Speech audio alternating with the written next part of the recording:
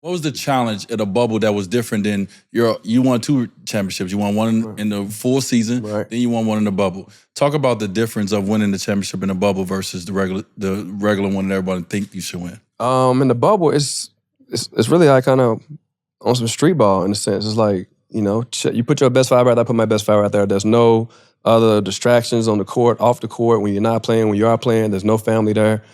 It's just straight hoop. And for me, again, what I loved about it is like, you might go to your hotel room and see the guy you just played against. You might be eating breakfast, you know what I mean? 2 seats across from me. So it was really like on some, like, for me, like on some gangster shit as far as like, when I see you, nigga, it's what's up, like check ball. So that for me, that competitive nature that you bring out in that kind of, form that we were in, the setting, and it was like, again, like your film room was right across from my film room, so I'm gonna see you. So again, if I'm busting your ass this series, you got to see me too in the hallways. You might get on the elevator with me. Yeah. You know what I mean? But so for me, it was fun. Like I said, there was no distraction. The terrible part, like I said, it was the food. It wasn't the best. Obviously, you eating damn near the same thing every day. They did the best they could possibly do. But for me, again, I said, I left. I got injured, Right, so you got to clear your mind. So I didn't have to do it. I didn't do as much time as other guys did. It was a mental... Yeah, for sure, absolutely. The small rooms that you're in, you're going back to every night. Like, you're not going back to your family. You're going back to a small room that you're not really accustomed to. Yeah. It's kind of like lights out at a certain time. Yeah.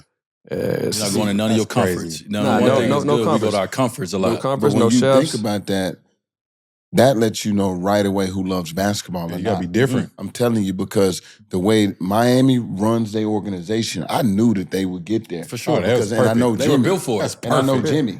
So Jimmy don't need a lot. Jimmy can focus. Yeah. And then you take... Jimmy can focus on white rice and broccoli. That's it. You take this guy and you take Braun, they can focus. Yeah. And it was so much fun doing that experience because, again, it was like, mano to mano, and then like, who can make the quicker adjustments? There's no other outside distractions. Right now, when you come out of that film room, who's a step ahead? And for us, obviously, we were always a step ahead. Yeah. And that was the key for our success. Yeah, stop shitting on the bubble championship, everybody. Yeah.